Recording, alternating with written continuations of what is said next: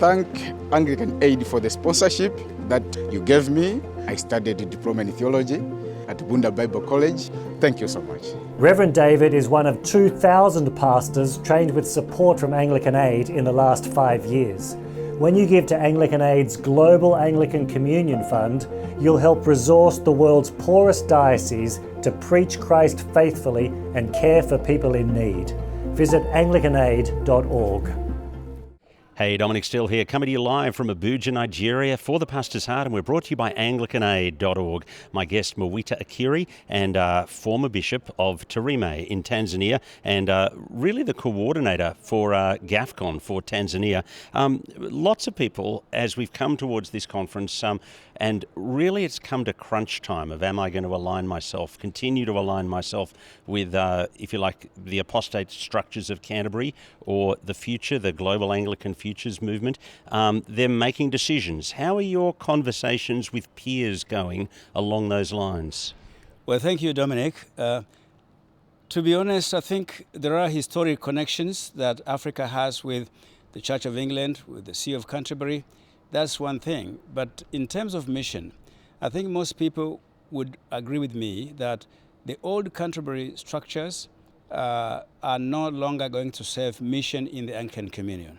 And therefore, people are longing to belong to a movement like gafcon, which is positioned to further the mission of Christ. The only major obstacle to quite a number of people that I speak to, the people that I know, is the issue of funding for development projects. This is the only thing that is making people still cling to the old Anglican Communion, which for bad reasons has decided to kill mission across the world. And if it wasn't just because of those historic connections, diocese to diocese partnership, diocese and province partnership, I think most people would be in gafcon. That is for sure.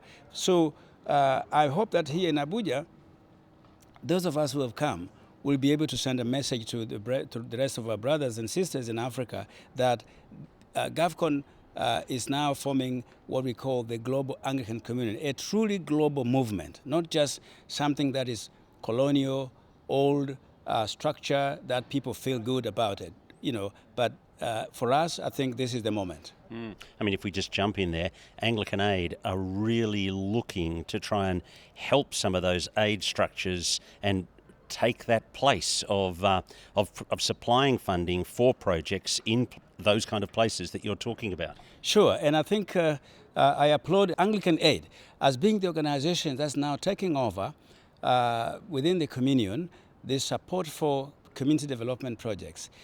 We used to have organizations, and there's still some, for example, in tech, that got lots of money. But Anglican Aid is unique in a sense that it's combining both theological education and community development projects. So we pray that more people in Sydney and other places will support Anglican Aid so that Anglican Aid can reach out to the Global South dioceses and support them in their development work. So what does it look like in terms of sustainable funding models for a rural diocese where they don't want to compromise their theological convictions? Well, this is quite a thing, and I think sometimes, there are many types of poverty. On the surface, it looks like a poor person is a person without sufficient income, without food, or without other necessities. But those necessities are not necessarily the ones that are making people poor in this continent of Africa. I think mental poverty and spiritual poverty can be a big problem, which is making people who are poor feel intimidated. And yet, in my view, one doesn't need to compromise their faith in order to get money for development work.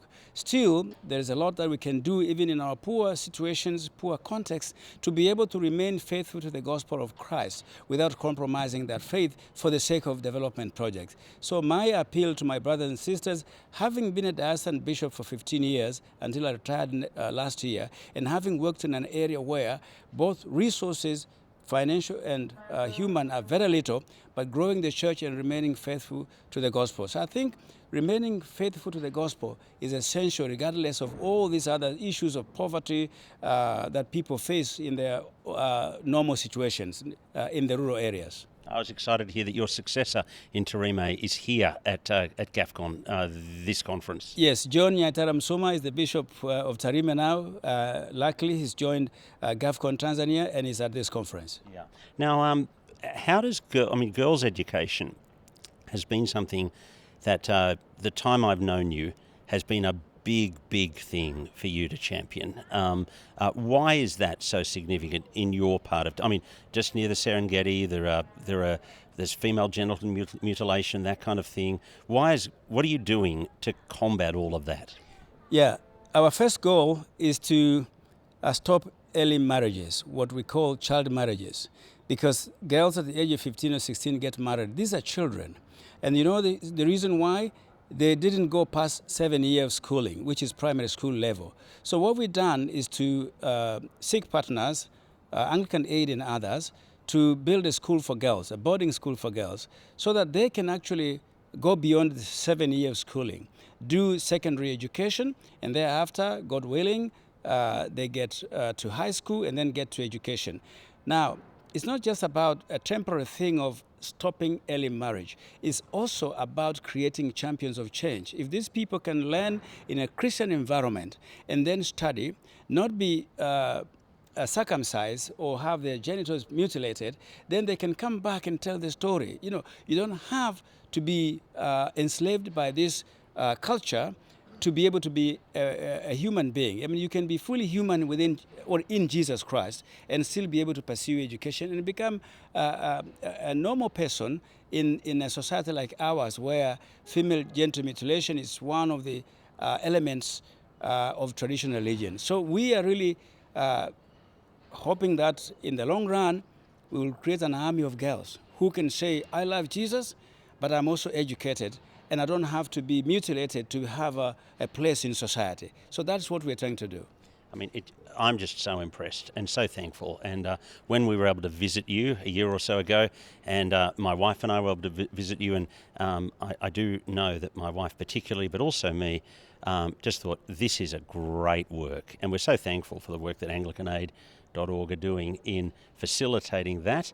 And thanks so much for talking to us, Mwita. Thank you, Dominic. Mwita Akiri, former Bishop of Tarime and GAFCON Secretary for Tanzania. This is Dominic Steele. You're with us from Abuja, Nigeria. We've got a 30-minute special. Watch out for that on our YouTube channel this afternoon.